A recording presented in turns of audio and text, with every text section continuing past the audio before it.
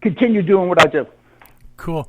Now, when you recorded the BPMD, that name just gets me. I like it, but yeah, it just throws me off. What did you guys like get in a room together and work out what you were going to do with each song, or was this more of internet sending this version over to this guy to check out, or? Well, I think that, you know, when you brought up the feel of the record earlier, the reason it has a feel or has that authenticity is because we did get in the room. We flew Phil in. It was just going to be a rehearsal. If we got lucky, we got lucky, you know, that kind of a thing. Mm-hmm.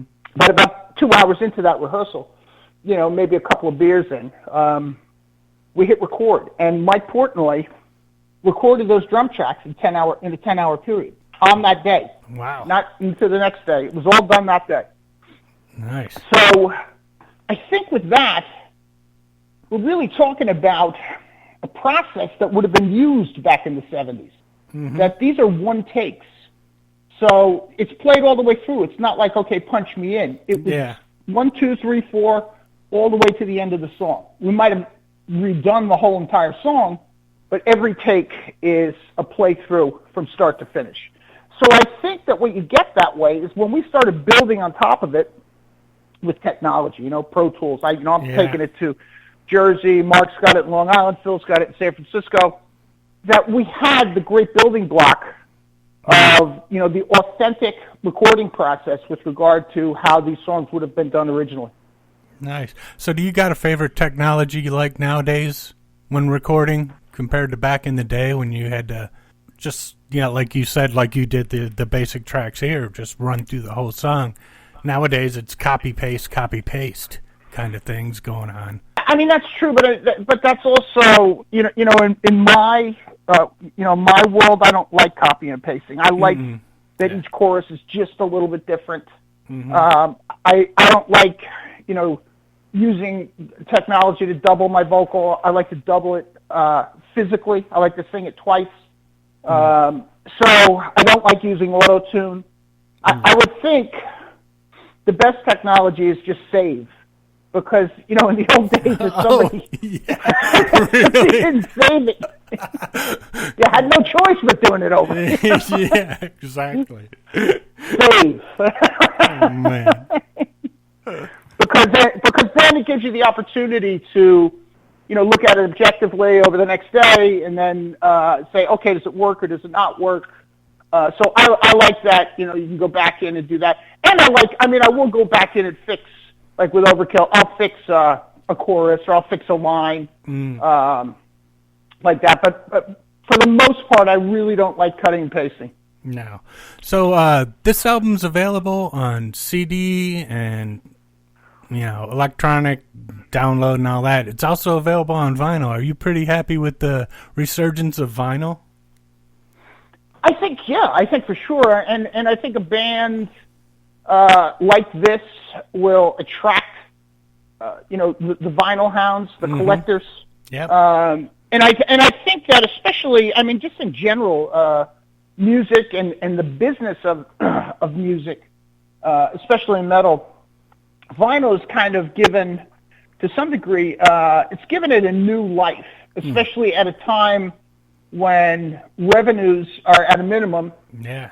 And costs can be at a maximum, you know, with regard to touring, with regard to travel, you know, not necessarily recording. So I think that, you know, it's good to have that extra revenue stream in there. It's you know, you can't go download an album. You know? Yeah. Yeah. No, I think it's kind of cool. Yeah, I actually ordered it, so I'm waiting to get my clear red vinyl. I really dig I like the sound of vinyl, and I like physically holding what I've got instead of, it's on my phone. Yeah, check out this album. It's on my phone, you know. So sure. I really dig that. Now, this album actually closes with a couple really cool cowbell tunes, and I'm a big fan of cowbell here. Do you think there's any Overkill tunes that like would have been even more popular with some cowbell? even more popular. I can't say that, but I can say this: that last year when we recorded, I forget what song it was. I think it might have been "Head of a Pin." It was Jason Bittner's first recordings with us, and I heard it popping in and out. Ting, ting, ting, ting. So I don't like looking at the past, but with regard to the future, I think there's a distinct possibility with that young man and his singing off the charts sometimes. Nice. Because I was hoping like BPMD would do another album and just do all cowbell tunes, because Portnoy's awesome on the cowbell, man. I mean, no doubt about that. So where can people get a hold of this record? Because people are definitely going to want to get this. Oh, jeez. I mean, you can get it on Amazon. You can download it off Apple Tunes. You can iTunes. You can Apple Music, Amazon. You can get it through Napalm Records. I know they were selling packages with T-shirts. Mm-hmm. So it's available wherever. I mean, I know that we're not so many mom and pops out there, record stores. We did do something for Newberry Comics, where we signed 300 of them. Oh, nice. They have them. You can purchase them online, or I don't know if there's stores open at this time, or stores in New England. But it's out there. Look for it on the internet. BPMD, American made, and easy to obtain. Cool. Now we're going to close with American Band.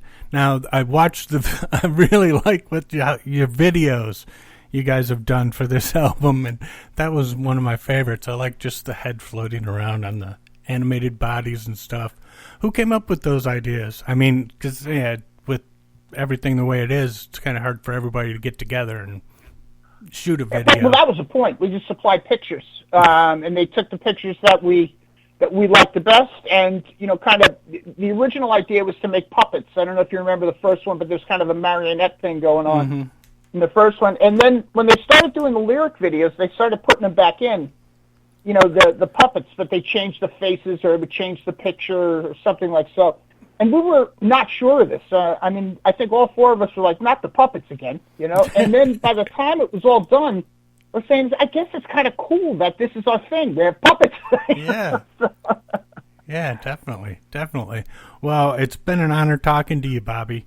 And all right, Jerry, it was awesome, man. And everybody needs to go out and get a copy of this, BPMD. American made. It's just great class. You guys did a great job with the song selections too. I really enjoy them. And yeah, it's good fun. Some deep cuts in there, some stuff that some people will be hearing for the first time, I'm pretty sure. There is Living Color and Cult of Personality right here on Rock and Metal Revival. And buddy, I'm really looking forward to next week's show when we get Corey Glover from Living Color and his new band. He's got a new band out there, and I'm really digging. Oh yeah, listen to some of that. It's pretty cool. What'd you think? It's different. It's heavier. It's thrashy, it's a little really heavier. Heavy. Yeah, who's it got in it? Like Jeff Loomis and and like Morgan Rose from Seven Dust plays in it. The band is called Disciples of Verity. Okay, yeah. Those guys are pretty. It's pretty good, man. It's pretty heavy. Yeah, it's heavy. That's for sure. Corey Glover, what a great guy. Seriously, cool voice, man. I love the way he sings, man. I love that. And when I got offered the interview, I went back and listened to some old Living Color albums and realized how much I liked that band. Oh yeah, definitely. Yeah, so be looking forward to that next week. Bobby Blitz sounded like a cool guy, man. Sounded like you guys had fun talking. Yeah, he was a cool dude, man. Wish I would have had more time. Had a couple more things to talk to him about, but. It's funny when people go, why didn't you ask about this? And why didn't you, 20 minutes, you hear a ding and you got to get it done. It goes fast when they talk a lot. Yeah. So when they don't talk a lot, it goes forever. Oh, man. It's like pulling teeth, yeah. That's no fun. My. But, we want to thank Bobby Blitz for coming on the show. All right. And we want to also thank all of our affiliates. Didn't you say didn't you send me an email about a new affiliate the other day? Well, 92.3 The Rock or something like that. We're going. They're coming back. They were coming back. So, yeah, she hadn't told me when they're playing it or or whatever. Oh, okay. I just sent her the info and said, let me know when you're going to play it. And I haven't heard anything back, so I don't know if we're on that one or not. So, yeah, maybe. All right, well, maybe. But I want to thank all the affiliates that we do have now. Oh, definitely. Uncontrolled Noise, Rock Rage Radio, Mega Rock Radio. Robert at Mega Rock kicks. He's awesome, man. Yeah.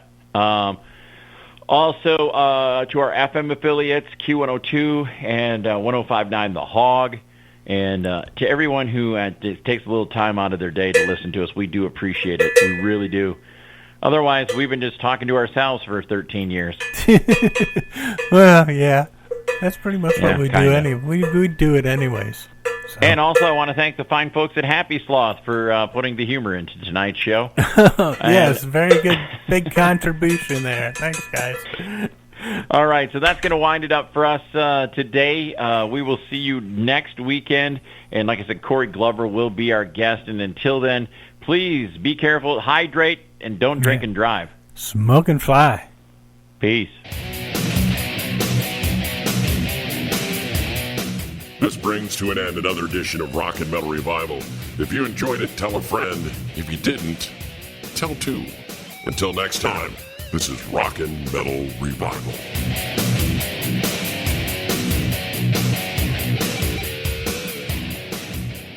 It doesn't work for me. I gotta have more cowbell.